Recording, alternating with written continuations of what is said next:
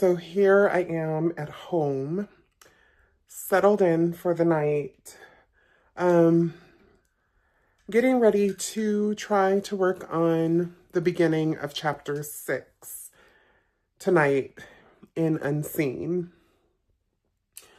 Um, to be honest, I am worn out. I am tired. There are so many times that I find in my creative journey that I have nothing left by this time. And that has been my biggest issue.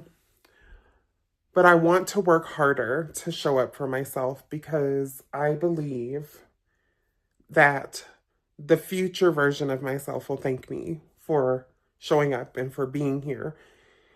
And if you've watched my videos, if you haven't watched my videos, you don't know who I am. My name is Nadia Johnson. I am battling kind of like some nasty cold stuff right now, so excuse my voice.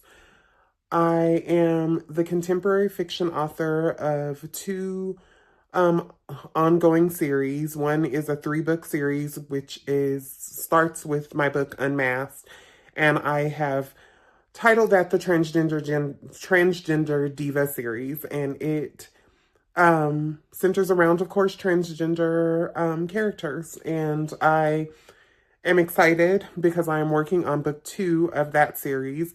But I also have another series, Remembering June, and it is a contemporary family drama. And book 1 and book 2 are a continuation of each other. I kind of feel like you do have to read them in order for them to make sense. And so, but they're written and they're out in the world. And earlier this year, I decided to pivot. I have been working on a fourth book, it's fully drafted, and it's what I've been calling my love letter to dance, because I used to be a dancer, and it just wasn't coming together.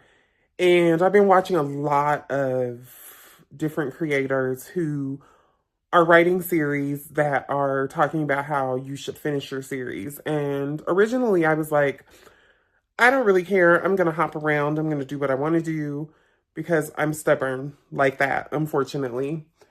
But then I started to think maybe I need to finish these series in order for me to be able to move on to this next story. So my decision at the beginning of 2026 was to begin edits on what I have titled Unseen. And that is the second book in my Transgender Diva series. And it is a complete departure from the first book, but it still centers around a transgender woman. And it's got some really adult themes in it, and an unreliable narrator, and it's really been fun to write, but the editing has been slow. And that's something that I wanted to put into this video so that you understand why I took such a long hiatus at the beginning of the year after I edited the first 5 chapters. So there was this video that, I don't know if it went viral or not, but there's this video of James Vanderbeek before he died. He was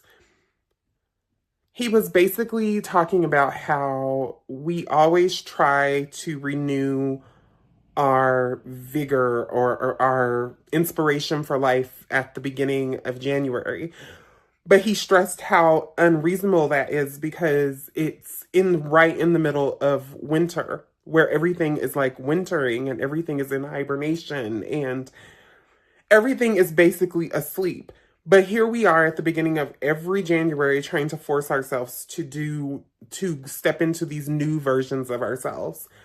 And what really rang true for me in the video was when he talked about how he was no longer going to let January 1st be the beginning of his new year, that he was going to let spring, like March, April, be the beginning of his new year. And that resonated with me because I feel like I don't do very well in the winter months. when it comes to my writing. Like, it just doesn't happen. I don't have the energy, I don't have the inspiration.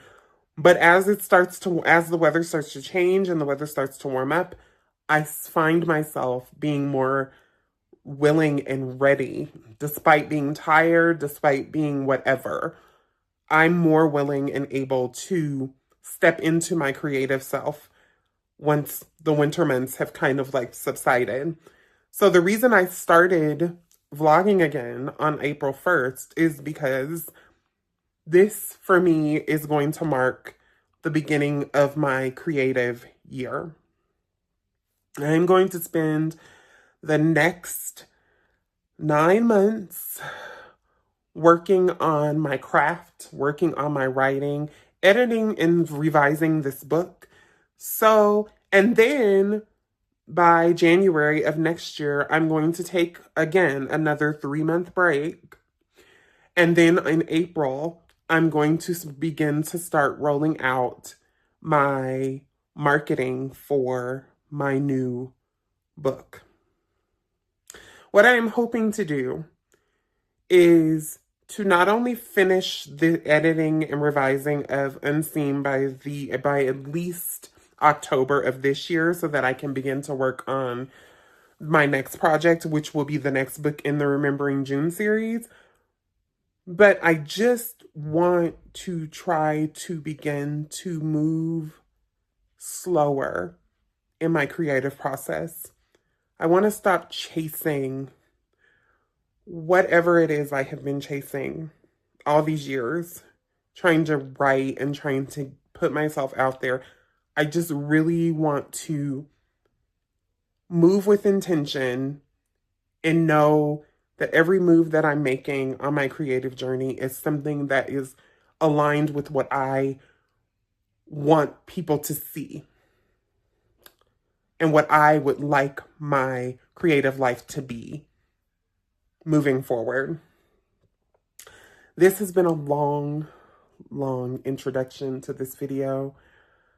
I'm going to get to the writing, but there's one other thing that I want to share with you before I close out for tonight. But for now, let's get to the writing.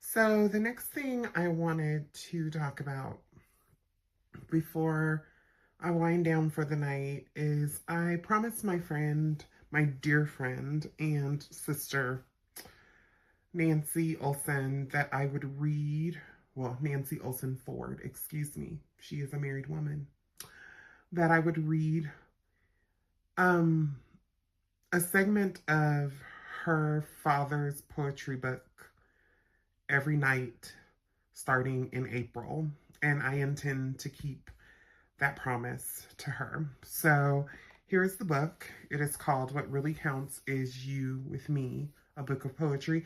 And on the front, there is a picture of her father, and then there is another picture on the back as of a mountain.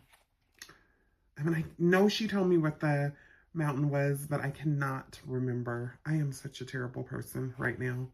But anyway, so what it says on the back of the book is, within these pages, readers are invited into Lon Olson's world, his reflections, choices, and responses to life's journey as a boy, a man, a doctor, son, brother, husband, father, grandfather, friend, and poet. For all who believe in the enduring power of poetry. And she edited this book and put all of his words together. And it's such a great accomplishment because she's actually a writer. I tell her all the time that she is a writer, and I'm waiting for her to come out with something soon. So anyway, I wanted to talk about this book a little bit. And tomorrow when I do my daily musings, I think I'm probably going to talk a little bit about what I've read. So anyway, I'm going to close out tonight, and I will say that I did have a good writing day tonight. I finished chapter 6. I didn't realize that I had actually started chapter 6 back in February and had a whole section of it done. And now I am at a place where I finished chapter 6. So I'm well on my way to finishing chapters 7, 8, 9, and 10, which is my goal for the month of April. So anyway, good night, and I'll catch up with you tomorrow. So let's talk hair. Because in many ways, my hair journey has been a lot like my creative journey. It has been up and down, all around, and crazy. So the reason why I chose to put me combing out my hair in this video is because I wanted to show you, number one, that your creative journey is a lot like what happens when your hair gets matted and you have to comb it out and you have to use care to get through the process. It's a lot like that, because in many ways you have to take your time. You have to figure out the right concoction of words and editing and story that is going to make the story pop. And you have to do the same thing with your hair when it's in this condition. Like, you have to take care, and you have to figure out the products that you need to use in order to make it more pliable so that you can get through it. And believe me, this was not an easy process. And I wanted to give up on so many occasions, just like I think we sometimes do on our creative journeys. We want to give up because we're like, what is all of this for? Why am I still doing this? This feels like torture. But we keep coming back to it because it brings satisfaction among all the craziness that goes into this process of writing. It's still like this thing that drives us. And so I just wanted to talk a little bit about that. And so, here's my rant. And it probably didn't make any sense. I hope that it did, but if it didn't, then ask me for clarification in the comments. Anyway, enjoy the rest of my process of getting my hair together, because this was long. My hair was a hot mess. It's been months since I've even touched my hair. And it's because when I fall into a state of sadness, my hair is usually the first thing that kind of falls to the wayside. And it just becomes easier for me to cover it with scarves and different things and to protect it, and also so that I don't have to deal with it. And I've done that with writing too. I've definitely gone through periods where I have put my writing away and didn't want to look at it, and definitely once I got back to it, it was a hard process to get back to. So as you can see, the whole reason I put this segment in here is because my creative journey, and I'm sure your creative journey, has been a lot like my hair journey. So that's all I got to say on that.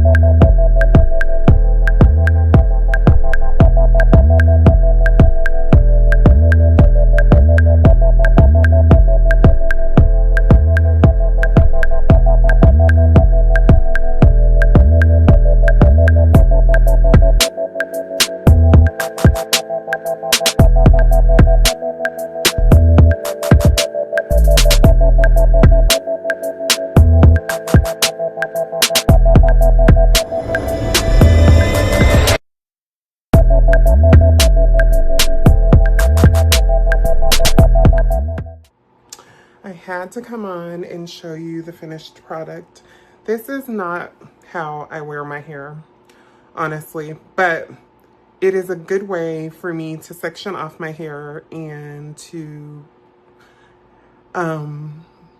get it to a place where it's detangled and that where it will stay detangled, so that when I go to wash it tomorrow, it won't be as hard for me.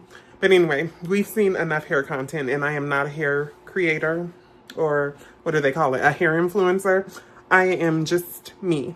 And I thought that it was important to share this part of my life with with you, because I feel like when I'm in my most depressed state, my hair is the first thing that is just a no-go. I don't know what it is, but it's just the first thing to go.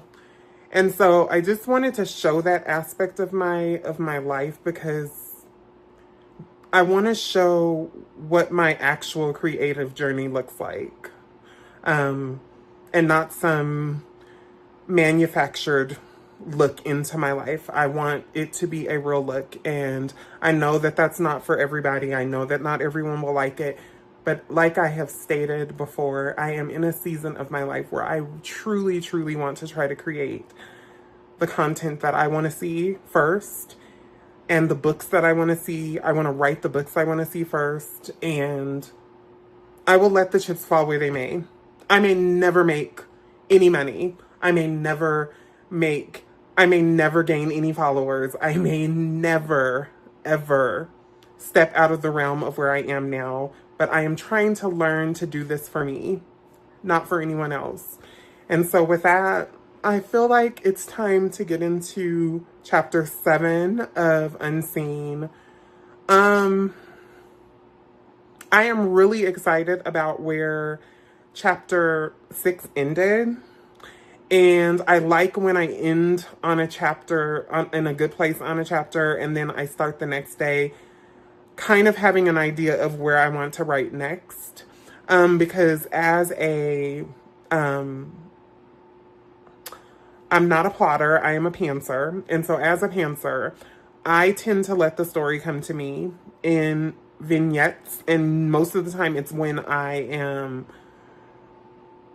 I'm doing just mundane things in my life, where ideas will come to me, or where a scene will come to me, or where a conversation will come to me. And so I'm just trying to make this experience for me as joyful and as organic as possible. And I feel like I'm off to a good start. So anyway, let's get to the writing.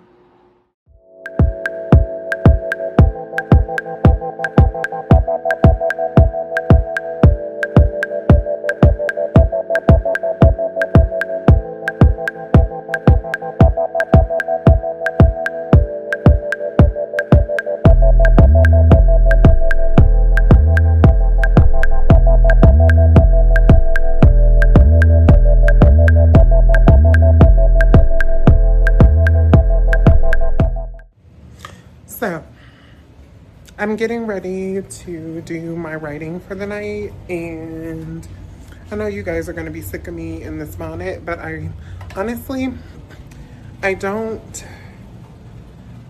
only going to come to you as myself. And I do a lot of my writing at night because it is the time of the night when I feel most peaceful. So I'm sorry that I don't come on here with a face full of makeup and all of that. I know that's probably disappointing. But I'm coming to you as my authentic self, and that's all I can give you. But anyway, about the writing. So I'm settling down to work on chapter 8 tonight. And I'm feeling pretty good actually about where the book is so far, because I always think that my books are in worse shape than what they are until I start reading over the draft. And of course, things need to be fixed and revised because that's just the nature of writing. But what I find, and maybe you feel this too, is that the writing is never as bad as you think it is. Sometimes it's worse. But for me, in these first 8 chapters, or the first 7 chapters that I've worked on so far, it has been actually quite surprising that the writing is not as bad as I thought that it would be.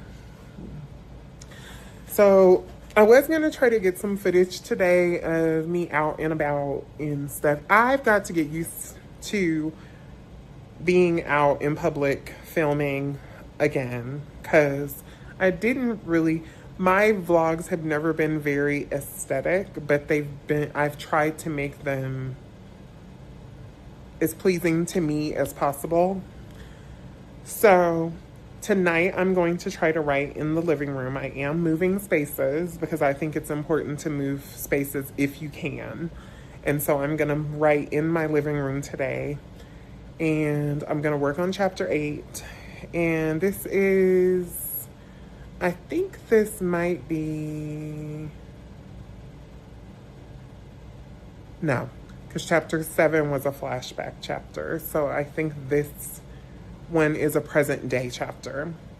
And I believe this is the chapter where Lainey, who is my main character, is premiering a song that she's been working on with her producer, Tyson. And she runs into Tangi, who is the madam of the escort service that she's been working for, and they have a run-in in this chapter. So it'll be interesting to see how I rework this chapter to fit the story now versus what the story was when I wrote this draft. So anyway, let's get to the writing. I'm settling in. I have my glass of my mug of tea over here, and that's about all I can do at the moment. Have the fireplace going, and it's just real moody in here right now. So we're gonna do chapter 8, try to get through. I think there's more than one section in chapter 8. So I'm gonna just try to get through section 1 of chapter 8, and we'll see where we go from there. So let's get to the writing. No more rambling.